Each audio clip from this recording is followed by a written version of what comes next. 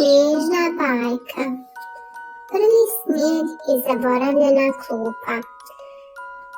Bio je posljednji vikend decembra, a grad je utonuo u blještavilo prazničnih lampica. Miris pečenih kesina i kuhanog vina širio se iz uličnih štandova, dok su prolaznici, zamotani u šalove i kape, užurbano prolazili s vrećicama punim poklona. Lena, 10-godišnja djevojčica sa snježnom bilom kapom na kojoj je bio veliki crveni pon, stajala je na glavnom gradskom trgu s bakom Milenom. Njeni obrazi bili su rumeni od hladnoće, a oči su joj blistale od iščekivanja prvog snijega. Bako, da li će noćas pasti snijeg? Pitala je, gledajući u nebo prekriveno gustim oblacima koji su prijetili pahuljama. Mislim da hoće, Lena, rekla je baka s osmijehom koji je skrivao priče o davnim zimama. A kada snijeg padne, grad se pretvara u bajku. Milena je smireno sjedla na staroj drvenoj klupi u parku, čija su drvena leđa nosila priče generacija. Ta klupa bila je njihovo tajno mjesto kada je Lena bila mlađa. Tu su dijelile priče, tajne i uživale u zvucima prirode. Ali posljednjih godina klupa je bila zaboravljena i oštećena, njeni rupovi iskrzani, a boja oljuštena. Ipak, Lena ju je uvijek gledala s posebnom ljubavlju jer je bila simbol njenog djetinjstva. Šta misliš, bako, šta bi klupa rekla da može govoriti? Upitala je, dodirujući hladnu površinu drvenih dasaka. Rekla bi da je umorna, ali sretna, odgovorila je baka. Sretna što su mnogi pronašli mir na njenim leđima. Dok su razgovarale, prvi pahulje počele su tiho padati kao nježni biseri iz neba. Lena je ispružila ruke, dopuštajući im da joj se istope na rukavicama. Tajna gradskog sata. Grad je ubrzo postao prekriven snježnim pokrivačem, a svjetla su plesala kroz pahulje, stvarajući prizore poput onih iz bajki. Lena i baka krenule su prema velikom gradskom satu na trgu, koji je svake godine tačno u ponoć otkucavao dolazak nove godine. Svi su govorili da taj sat ima posebnu moć, da može čuti želje. Bako, da li stvarno vjeruješ da sat može ispuniti želje? Upitala je Lena, gledajući u njegov veliki osvjetljeni brojčanik. Sat je samo simbol, dušo, rekla je baka toplo.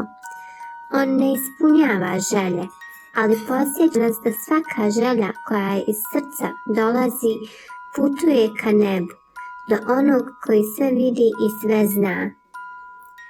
Bog čuje naše molitve, zna naše želje prije nego što ih izgovorimo i on odlučuje šta je najbolje za nas. Lena je razmišljala o bakinim riječima, osjećajući neku toplinu u grudima, kao da joj se duša širila. Znači treba da molim Boga, a ne sat, pitala je iskreno, dok su joj se obrazi zarumenili od hladnog vazduha. Da, draga, ali sat nas može podsjetiti da zastanemo i pomislimo na ono što nam je zaista važno, rekla je baka, privijajući Lenu bliže sebi. Dok su stajale ispod sata, osjetile su kako vjetar nosi riječi prolaznika. Bilo je to kao šapat grada, koji je pričao priče svih koji su prošli ispod njegovog neba. Lena je zatvorila oči i tiho se pomolila. Dragi Bože, molim te da svi u ovom gradu osjete sreću i ljubav, a i da baka bude uvijek zdrava. Baka je to primijetila i blago se osmijehnuvši, pomislila koliko je Lena već mudra i dobra za svoje godine. Nepoznati svirač. Na uglu trga, gdje su stjene lampiona bile najduže, stajao je stariji čovjek s harmonikom. Njegova siva kapa bila je gotovo prekrivena pahuljama, ali to ga nije spriječilo da svira najmelodičniju pjesmu.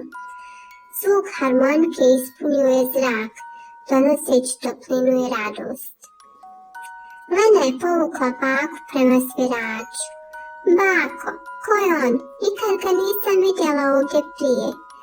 Možda je putnik, rekla je baka, stavivši nekoliko kovanica u njegovu staru pohambanu torbu. Čovjek se osmijehnuo, a zatim se dogodilo nešto neobično.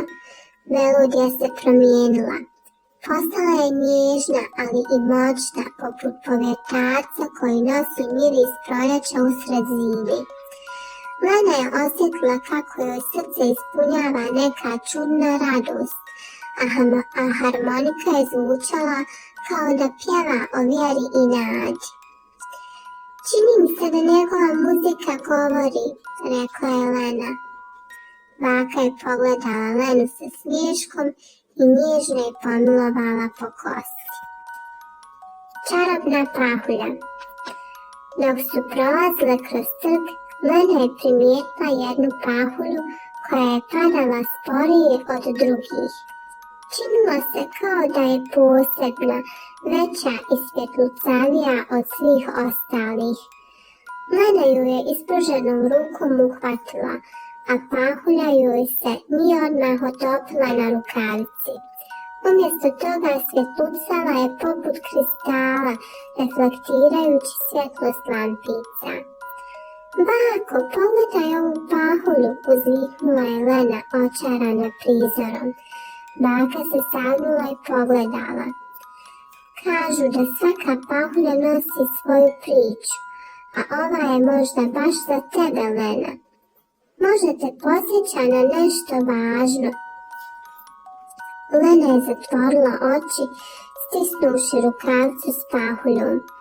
Pomislila je na sve one ljude koji su večeras sami u svojim hladnim kućama, bez ikoga da im poželi sretnu novu godinu. Bako, da li je moguće da je ova pahulja poruka? Pitala je tiho. Bog nam šalje znakove na mnoge načine, rekla je baka, gledajući prema nebu. Možda je ovo njegov način da ti kaže da tvoje srce koje brine za druge čini svijet boljim. Pahulja se polako otopila, ali Lena je osjetila da je ostavila trag topline, ne na njenoj rukavici, već u njenom srcu. Topla čaša kakaa i priča neznanki. Kako su nastavile šetnju, baka je predložila da svrati u malu kafeteriju koja je odisala toplinom i mirisom cimeta. Stolovi su bili ukrašeni svijećama, a na zidu su bile okačene fotografije zimskih pejzaža. Lena je uživala u toploj čaši kakaa, dok je baka razgovarala s vlasnicom kafeterije, gospođom Anom, koja je sjedla za susjednim stolom. Gospođa Ana je izgledala zabrinuto, a njene su riječi bile ispunjene tugom. Prošlo je mnogo godina otkako sam posljednji put vidjela svoju porodicu. Nova godina je uvijek teška za mene. Lena ju je pažljivo slušala i osjetila porod da nešto učini. Gospođa Ana, a da zamolite Boga da vam pomogne. Moja baka kaže da on čuje svaku molitvu. Ana je zastala kao da su je te riječi pogodile ravno u srce. Već dugo nisam molila, priznala je tiho. Možete početi večeras, rekla je Lena odlučno, sa iskrom nade u očima. Možda je čudo bliže nego što mislite. Gospođa Ana se osmijehnula i uzela Lenu za ruku. Hvala ti, dušo, podsjetila si me na nešto što sam zaboravila. Čudo pod zvijezdama. Dok su napuštale kafeteriju, Lena i baka su primijetile kako se trg punio ljudima. Svi su čekali ponoć i otkucaje gradskog sata. Nebo se razvedrilo, a zvijezde su svjetlucale poput sitnih dragulja razasutih po crnom baršunu.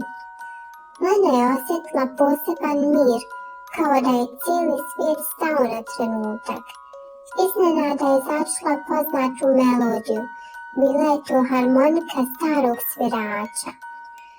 Ljudi su se okupili oko njega, pjevajući tiho, a pjesma je nosila poruku ljubavi i nadi.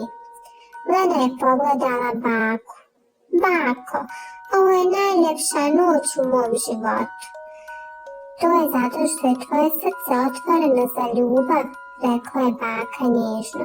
Svaka nova godina donosi priliku da budemo bolji, da vjerujemo više i volimo dublje. U tom trenutku sve je okolo utihnulo, samo je ostala melodija harmonike. Lena je zatvorila oči i još jednom tiho zamolila Boga da podari mir svima oko nje. Ponoćna želja i obećanje. Kada je sat konačno otkucao ponoć, cijeli trg je ispunio zvuk aplauza, smijeha i veselja. Ljudi su se grlili, čestitali jedni drugima, a nebo je bilo ispunjeno vatrometom. Lena se okrenula prema baki i zagrlila je čvrsto. Bako, misliš li da će Bog čuti sve ove želje? Pitala je gledajući u šarene iskrce na nebu. Naravno da hoće, rekla je baka. Bog čuje i vidi sve, ali ponekad nas nauči strpljenju ili nas vodi putevima koje ne razumijemo odmah. Zato se uvijek moli s vjerom, a on će ti dati ono što ti zaista treba. Lena je klimnula, osjećajući se ispunjeno. Nije željela ništa više osim da svake godine provodi ovakve trenutke s bakom i svima koji su joj dragi. Dok su koračale nazad prema svom domu, Lena je pomislila na Pahulju, starog svirača, gospođu Anu i sve ljude na trgu. U njenom srcu bilo je jasno, čuda nisu samo u velikim stvarima, već i u malim gestama dobrote, u molitvama i u vjeri koja nas povezuje. Te noći ispod gradskih svjetala, dok je grad tonuo u mirnu tišinu, Lena je obećala sebi da nikad neće zaboraviti snagu vjere i ljubavi.